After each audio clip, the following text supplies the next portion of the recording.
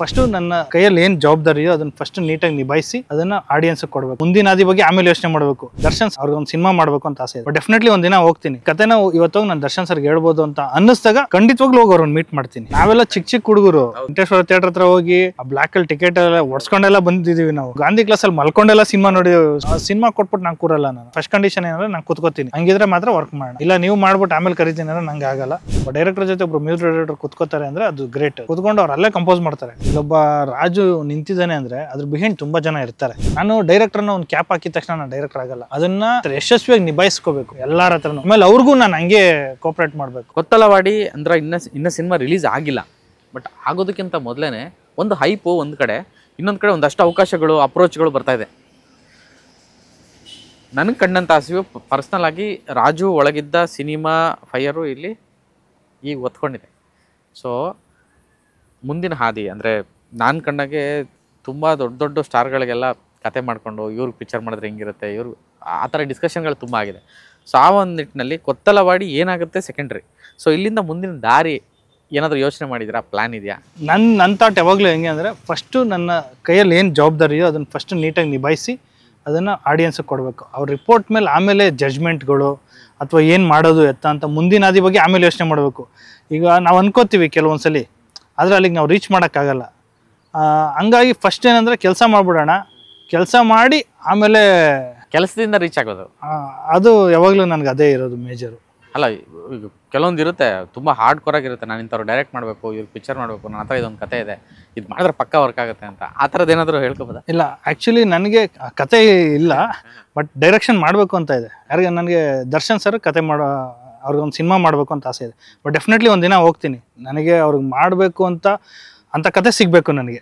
ನನ್ನ ಮೈಂಡಲ್ಲಿ ಆ ಕತೆ ಯಾವಾಗ ಫ್ಲಿಕ್ಕರ್ ಆಗುತ್ತೆ, ಆ ಕತೆ ನಾನು ಸ್ಕ್ರೀನ್ ಪ್ಲೇ ಕನ್ವರ್ಟ್ ಮಾಡಿಕೊಂಡು ಇಲ್ಲ ಈ ಕತೆನ ಇವತ್ತೋಗಿ ನಾನು ದರ್ಶನ್ ಸರ್ಗೆ ಹೇಳ್ಬೋದು ಅಂತ ಅನ್ನಿಸ್ದಾಗ ಖಂಡಿತವಾಗ್ಲೂ ಹೋಗಿ ಅವ್ರನ್ನ ಮೀಟ್ ಮಾಡ್ತೀನಿ. ಮೀಟ್ ಮಾಡಿ ಕತೆ ಹೇಳ್ತೀನಿ. ನಂಗೆ ಅದೊಂದು ಡ್ರೀಮ್ ಇದೆ, ಅವ್ರ ಜೊತೆ ಕೆಲಸ ಮಾಡಬೇಕು ಅನ್ನೋ ಒಂದು ಆಸೆ ಇದೆ ಮೇಜರಾಗಿ.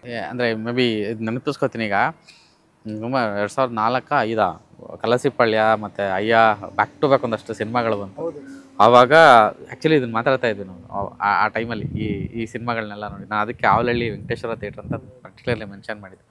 ಅಂದರೆ ಆವಾಗ ಅದೊಂದು ಯೂತ್ ಐಕಾನ್, ಆವಾಗ ಸ್ಟಾರು, ಚಾಲೆಂಜಿಂಗ್ ಸ್ಟಾರು ದರ್ಶನ್ ಅಂತಂದರೆ, ಸುದೀಪ್ ಅಂತಂದರೆ ಅದೊಂದು ಅವಾಗ ತಾನೇ ಅವ್ರುಗಳ ಜಮಾನ ಶುರುವಾಗಿ. ನಾವೆಲ್ಲ ಚಿಕ್ಕ ಹುಡುಗರು. ನಾವು ಏನಾದ್ರೆ ವೆಂಕಟೇಶ್ವರ ಥಿಯೇಟರ್ ಹತ್ರ ಹೋಗಿ ಆ ಬ್ಲಾಕ್ ಅಲ್ಲಿ ಟಿಕೆಟ್ ಎಲ್ಲ ಒಡ್ಸ್ಕೊಂಡೆಲ್ಲ ಬಂದಿದ್ದೀವಿ ನಾವು. ಹಂಗೂ ಅಲ್ಲಿ ಯಾರ್ಯಾರೋ ಪರಿಚಯ ಇದ್ದವ್ರ ಹತ್ರ ಇನ್ಫ್ಲೂಯೆನ್ಸ್ ಎಲ್ಲ ಮಾಡಿಸ್ಕೊಂಡು ಅಣ್ಣ ನಮ್ಗೊಂದು ಟಿಕೆಟ್ ಕೊಡಿಸಿ ಅಂತೆಲ್ಲ.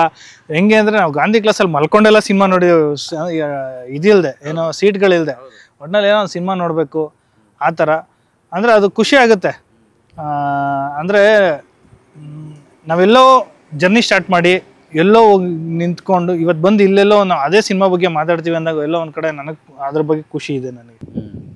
ಅಂದರೆ ಒಂದು ಆಗಲೇ ಹೇಳ್ತಾ ಇದ್ರಿ, ಸ್ಕ್ರೀನ್ ಪ್ಲೇ ಮಾಡ್ಬೇಕಾದ್ರೆ ಫಸ್ಟು ನಮ್ಮನ್ನು ನಾವು ಸ್ಯಾಟಿಸ್ಫ್ಯಾಕ್ಷನ್ ಮಾಡ್ಕೊಳ್ಳೋದೇನೆ ನಮ್ಮ ಕೆಲಸ. ನಮಗೆ ಸ್ಯಾಟಿಸ್ಫ್ಯಾಕ್ಷನ್ ಅಂತಲೇ ಆಡಿಯನ್ಸ್ನ ಸ್ಯಾಟಿಸ್ಫೈ ಮಾಡೋಕ್ಕೆ ಆಗೋದಿಲ್ಲ. ಅದು ತುಂಬ ದೊಡ್ಡ ಕೆಲಸ.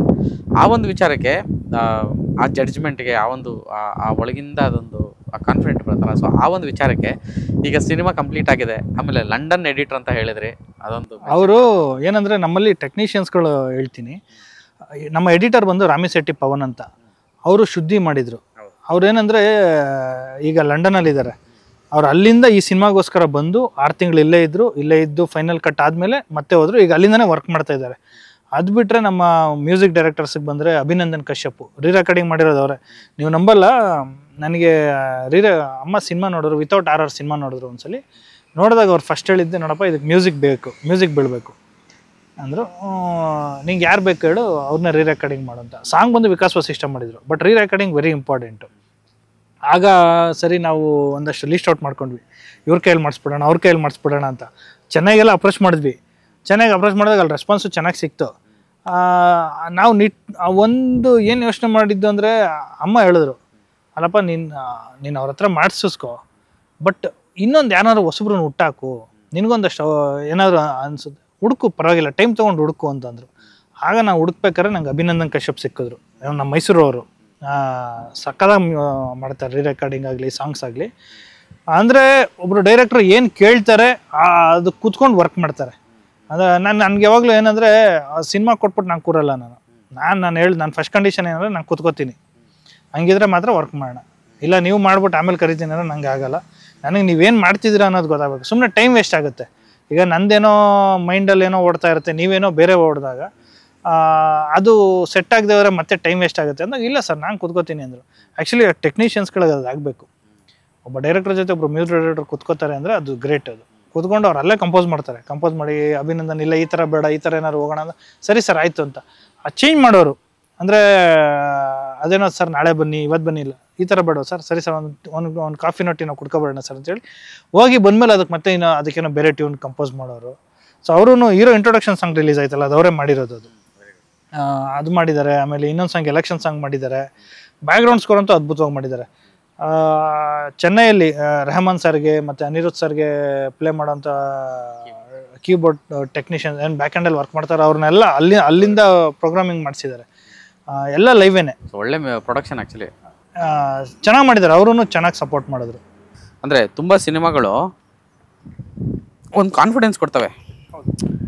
ಕೆಲವ್ರಿಗೆ ಅದು ಓವರ್ ಕಾನ್ಫಿಡೆನ್ಸ್ ಅಂತ ಅನಿಸ್ಬೋದು. ಕೆಲವರಿಗೆ ಈಗ ನಾನು ಮಾಡಿರೋ ಅಡುಗೆ ಅಥವಾ ನಾನು ಮಾಡಿರೋ ಕೆಲಸ ನನಗೆ ಗೊತ್ತು, ಪಕ್ಕ ವರ್ಕ್ ಆಗುತ್ತಾಗಲ್ಲ ಅಂತ. ಇಲ್ಲಾಂದರೆ ಆ ಕಾನ್ಫಿಡೆನ್ಸ್ ನಮ್ಮೊಳಗೆ ಹೊರಟೋಗುತ್ತೆ. ನಿಜ, ಅದೊಂದು ಇರುತ್ತಲ್ಲ. ಸೊ ಆ ಒಂದು ವಿಚಾರಕ್ಕೆ ಕೊತ್ತಲವಾಡಿ ಟೀಮ್ ಜೊತೆ ಮಾತಾಡ್ತಿದ್ರೆ, ಅಂದರೆ ನಾನು ಇನ್ಕ್ಲೂಡಿಂಗ್ ಅಮ್ಮ, ಅಂದರೆ ಗೋಪಾಲ್ ಅವರು ಇರ್ಬೋದು, ಹೀರೋಯಿನ್ ಇರ್ಬೋದು, ಅದು ಅಪಾರ್ಟ್ ಫ್ರಮ್ ಪೃಥ್ವಿ ಎಲ್ಲರೂ ಸೇರಿ ಯಾರೇ ಮಾತಾಡೋದು ತುಂಬ ಧೈರ್ಯವಾಗ ನಾವು ಮಾಡಿದ್ದೀವಿ ನೋಡಮ್ಮ ಅನ್ನೋ ಥರದ್ದು ಒಂದು ಫೀಲ್ ಇದೆ ಅಲ್ಲ. ಸೊ ಅದಕ್ಕೆ ಹೇಳ್ತಾ ಇದ್ದೀನಿ, ಬೀಂಗ್ ಅ ಡೈರೆಕ್ಟ್ರು. ಅಂದರೆ ನಾನು ಅದೇ ನಮ್ಮ ಹುಡುಗರಿಗೆ ಹೇಳ್ತೇನೆ, ನೋಡು ಅವ್ರು ಎಕ್ಸ್ಪ್ರೆಸ್ಸೇ ಮಾಡ್ತಾಯಿಲ್ಲ, ತುಂಬ ಆರಾಮಾಗಿ ಏನೋ ಒಂದು ಒಳಗೊಂದು ಖುಷಿ ಇದೆ, ಅದು ಎಕ್ಸ್ಪ್ರೆಸ್ಸು ಅವರು ಮುಖದಲ್ಲಿ ಕಾಣ್ತಾ ಇದೆ. ಆ್ಯಂಡ್ ಅದೊಂದು ಕಾನ್ಫಿಡೆಂಟ್ ಬಂದಿರುತ್ತಲ್ಲ, ಸೊ ಆ ಮೂಮೆಂಟೇ ಅದ್ಭುತ. ಸೊ ಒಂದು ಇಂಡಸ್ಟ್ರಿ ವಾತಾವರಣ ಆಗಿರ್ಬೋದು ಅಥವಾ ಪ್ರೋಸೆಸ್ ಆಗ್ತಿರೋ ರೀತಿ ಆಗಿರ್ಬೋದು, ಒಂದು ಪಾಸಿಟಿವ್ ವೇವ್ ನೀವು ಯಡಿಯೂರು ದೇವಸ್ಥಾನದಿಂದ ಶುರು ಮಾಡಿದ್ರಿ, ಇಲ್ಲಿವರೆಗೂ ಆ ಪಾಸಿಟಿವ್ ವೈಬ್ಸು ಇವತ್ತು ಇಲ್ಲಿವರೆಗೂ ಬಂದು ನಿಂತಿದೆ. ಈ ಮೂಮೆಂಟ್ಗೆ ಏನು ಅನಿಸ್ತದೆ ರಾಜು ನಿಮಗೆ? 1ನೇ ತಾರೀಕು ಬರ್ತಾ ಇದ್ದೀರಾ. ನಾನೇನು ಹೇಳೋಕ್ಕೆ ಇಷ್ಟಪಡ್ತೀನಿ, ಇಲ್ಲೊಬ್ಬ ರಾಜು ನಿಂತಿದ್ದಾನೆ ಅಂದರೆ ಅದ್ರ ಬಿಹೈಂಡ್ ತುಂಬ ಜನ ಇರ್ತಾರೆ. ಬಿಕಾಸ್ ನಮ್ಮನ್ನು ಹೇಳಿದ್ನಲ್ಲ, ನಮ್ಮರಲ್ಲಿ ಸಿಕ್ಕಾಪಟ್ಟೆ ಕಲಾವಿದರುಗಳಿದ್ದಾರೆ. ಈ ಯಾರು ಪೃಥ್ವಿ ಸರು, ಕಾವ್ಯ ಅವರಾಗ್ಬೋದು, ಅವಿನಾಶ್ ಸರ್ ಇದ್ದಾರೆ, ರಾಜೇಶ್ ನಟರಂಗ ಸರ್, ಅವ್ರ ಮೇಜರ್ ಕ್ಯಾರೆಕ್ಟರ್ ಇದ್ದಾರೆ. ನಾನು ರಾಜೇಶ್ ನಟರಂಗ ಸರ್ ಬಗ್ಗೆ ಹೇಳಬೇಕಿತ್ತು. ಅವರು ಹೆಂಗೆ ಅಂತಂದರೆ ಒಂದ್ಸಲಿ ಅಷ್ಟೇ ದೊಡ್ಡ ದೊಡ್ಡ ಡೈಲಾಗ್ಸ್ ಬರ್ದಿರೋದು ನಮ್ಮ ರಘು ನಿಡುವಳ್ಳಿ ಸರ್, ಅವರು ಡೈಲಾಗ್ ಬರ್ಕೊಟ್ಟಿರೋದು. ಹೌದೌದು, ರಘು ಬಗ್ಗೆ ಮಾತಾಡಬೇಕು ವಿಶೇಷವಾಗಿ. ಹೇಳಿ. ಅವರು ಮೇಜರ್ ಡೈಲಾಗ್ಸ್. ಅವ್ರಿಗೆ ನಾನು ಅಪ್ರೋಚ್ ಮಾಡಿದ ರೀತಿನೇ ಬೇರೆ ಥರ ಇತ್ತು. ಸರ್ ಒಂದು ಸಿನಿಮಾ ಮಾಡ್ತಾ ಇದ್ದೀನಿ, ಅವ್ರಿಗೂ ಪ್ರೊಡಕ್ಷನ್ಸ್ ಯಾರೂ ಹೇಳಿರಲಿಲ್ಲ.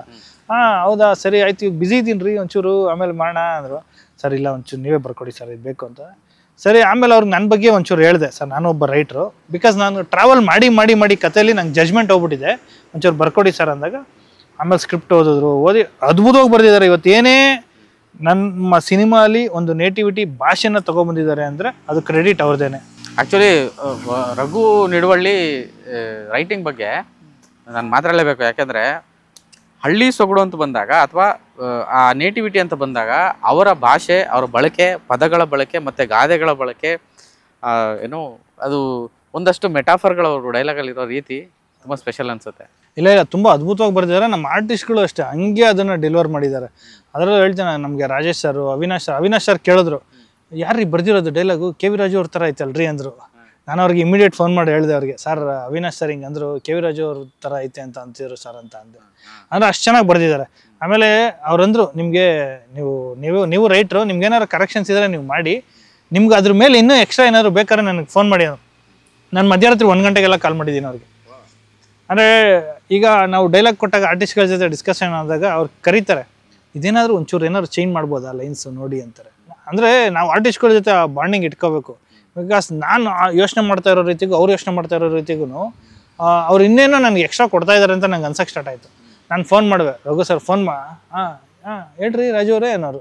ಹೇಳಿ ಸರ್, ಒಂದೇ ಒಂದು ಡೈಲಾಗ್ ಕರೆಕ್ಷನ್ ಮಾಡಿಕೊಡಿ ಸರ್, ಸೆಟ್ಟಲ್ಲಿ ಇದ್ದೀನಿ ಅಂದರೆ 5 ನಿಮಿಷ ಟೈಮ್ ಕೊಡಿ ಅನ್ನೋರು. ಪಟ್ಟಂತ ವಾಯ್ಸ್ ನೋಟ್ ಕಳಿಸೋರು, ಅದನ್ನು ಹಂಗೆ ಟೈಪ್ ಮಾಡಿ ಕಳ್ಸೋರು ಮೊಬೈಲಲ್ಲಿ.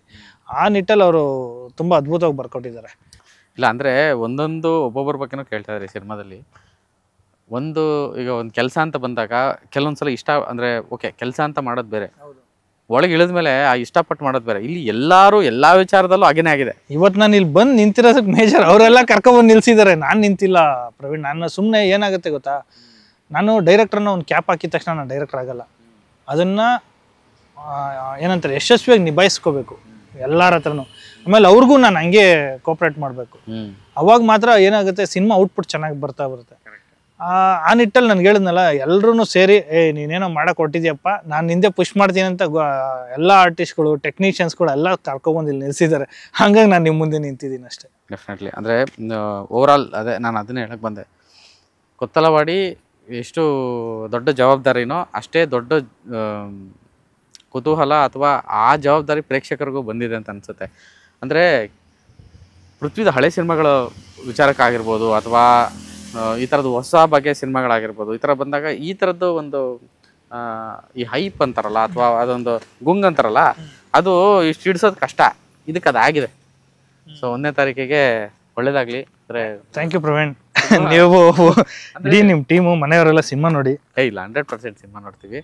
ಸೊ ಆಸೆ ಅಂದರೆ ಸಿನಿಮಾ ನೋಡೋ ಅಷ್ಟು ಕುತೂಹಲ ಆಲ್ರೆಡಿ ಶುರುವಾಗ್ಬಿಟ್ಟಿದೆ.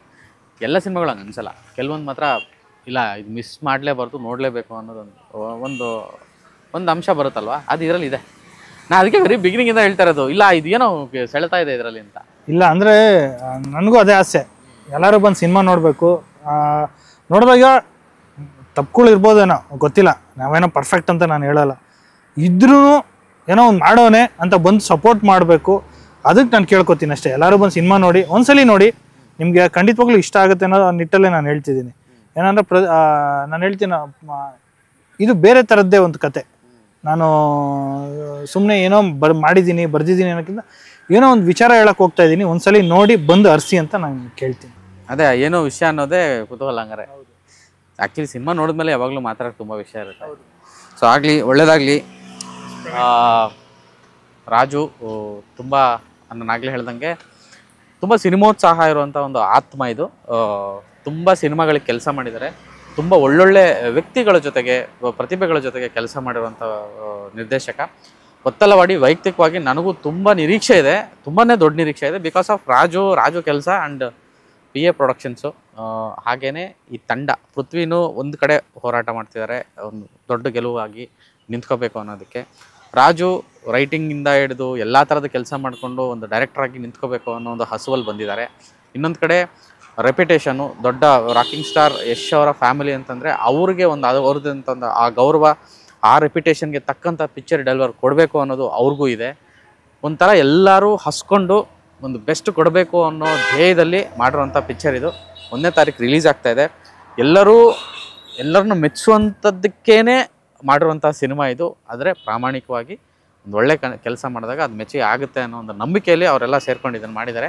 ಸೊ 1ನೇ ತಾರೀಕು ಸಿನಿಮಾ ಬರ್ತಾಯಿದೆ. ಎಲ್ಲರೂ ಥಿಯೇಟ್ರಿಗೆ ಬಂದು ಸಿನಿಮಾ ನೋಡಿ. ಕೊತ್ತಲವಾಡಿ ಒಳ್ಳೆ ಸೀಸನ್ ಶುರುವಾಗಿದೆ. ಒಂದು ಕಡೆ ಮಾನ್ಸೂನ್ ಮಳೆ, ಇನ್ನೊಂದು ಕಡೆ ಬೆಳೆ ಶುರುವಾಗ್ತಾಯಿದೆ. ಎಲ್ಲ ಕಡೆ ಕನ್ನಡ ಚಿತ್ರರಂಗದಲ್ಲೂ ಒಳ್ಳೊಳ್ಳೆ ಬೆಳೆ ಶುರುವಾಗಿದೆ, ಫಲ ಕೊಡ್ತಿದೆ. ಆ್ಯಂಡ್ ತುಂಬ ಒಳ್ಳೆ ವಾತಾವರಣ ಸೃಷ್ಟಿಯಾಗಿದೆ. ಇಂಥ ಸಂದರ್ಭದಲ್ಲಿ ಕೊತ್ತಲವಾಡಿ ಬರ್ತಾಯಿದೆ. ಬನ್ನಿ ಥಿಯೇಟ್ರಿಗೆ ಪಿಕ್ಚರ್ ನೋಡಿ ಅಂತ ನಾನು ಕೇಳ್ಕೊತೀನಿ. ನಮಸ್ಕಾರ.